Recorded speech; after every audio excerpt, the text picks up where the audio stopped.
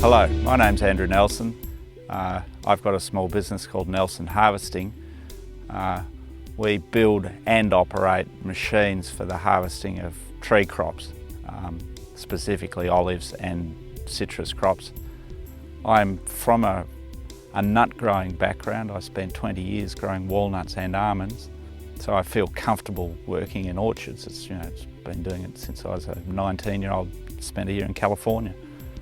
I'm in Leeton in New South Wales, standing in an orchard of young trees that were planted in 2006. They had a dwarf virus inserted into them in 2008. Their variety's Hamlin. The tree spacings are 5 metres between the rows and 2 metres between the trees. It's a combination that works very well for machine harvesting. On my left-hand side you can see trees that haven't been harvested, and on the right-hand side trees that were harvested yesterday. We'd like the trees skirted up 600 millimetres from the ground, both for big limbs and the low-hanging fruit-carrying wood, just so it produces the best result. Trees up to perhaps 2.5 metres height work well for us. Beyond that, the crop loads are so heavy that everything tends to bog down a bit.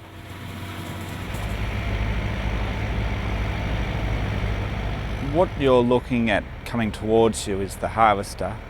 It's pulled with a tractor, a bit the same as a PTO-driven grape harvester.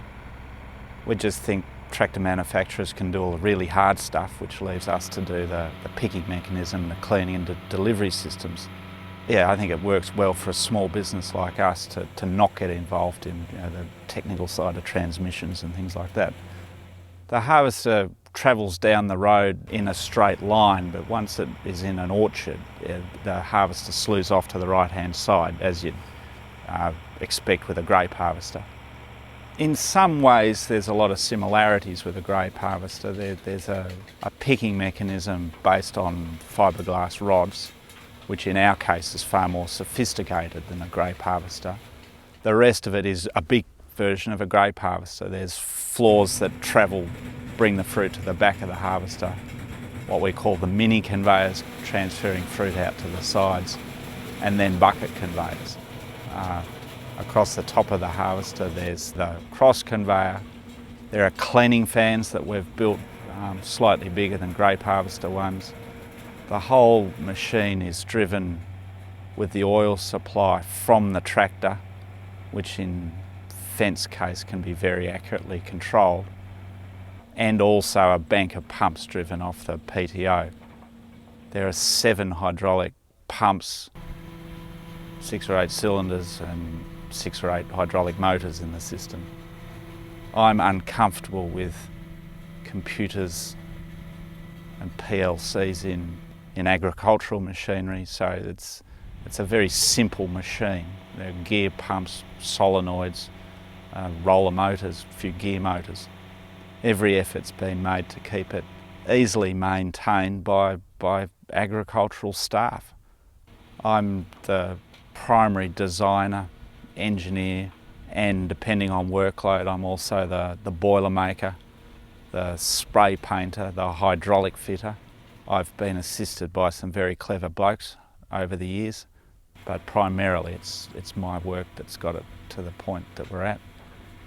These trees we're looking at now have been harvested for the 4th time mechanically. Right from day one, when there was only half a dozen oranges on the tree, they've been picked. It works well. Our aim's to cut hand labour out and cut the production costs for growers, whether they're Australian growers or someone overseas. Labour costs are always a problem, and labour availability is often a problem. Depending on the success of the grower in skirting his trees, we can get upwards of 95, probably even 98% of the fruit off. If the trees haven't been adequately skirted, it can drop significantly. We were running at 2.5 or 3 tonnes an hour in olives, which wasn't enough for the citrus. We're now good for between 6 and 6.5 tonnes an hour of oranges. You can see this in the footage running at the moment. Yeah, I'm not old or dead yet. I think we're probably good for 10 tonnes an hour with some more refinement. It's an expensive business. Even a small business operating on a shoestring, I still spend several $100,000 a year developing this machine. And we've got to find the money somewhere. We've received some help from a body called Horticulture Australia Limited. They provided us with 2 small grants, which was helpful and gratefully received. Beyond that, we've financed it ourselves.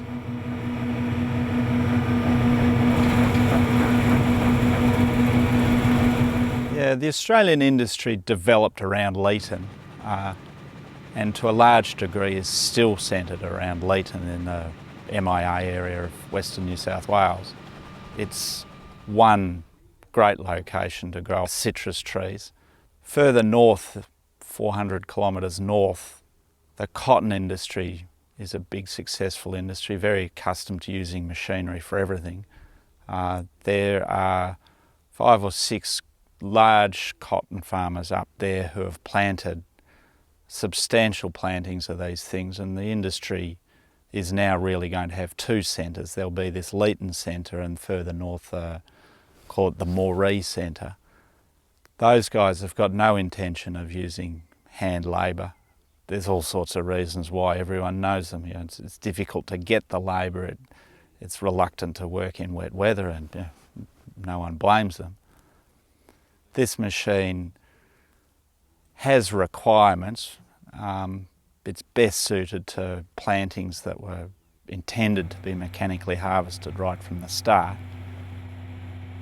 The Australian industry, the more progressive growers, are now growing a combination of 5 varieties: Hamlin, Salustiana, Parsons Brown, Pineapple, and a variety called McMahon, which is an Australian selection, soon to be available, and it's passed its preliminary tests, is a Chinese variety called Bing Cheng Teng.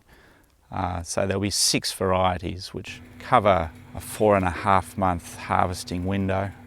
We've done trials successfully on common Valencias, which would generally be considered unsuitable for machine harvesting because the second crop is on the tree, but we've just proven with surveys done by the Department of Agriculture that if we harvest in late November up to mid-December, a 3-week window, we can successfully remove the fruit without interfering with the small fruit. We like it to be about the size of a marble, a large marble. Otherwise we will knock it off and the grower suffers a penalty in his yields next year. The growers of these new varieties are expecting yields of 55 tonnes a hectare. We haven't worked in yields quite that high yet because the trees are still young, but we have worked in 40 tonnes a hectare quite successfully.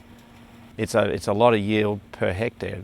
Getting the fruit off the harvester and into semi-trailers is another exercise.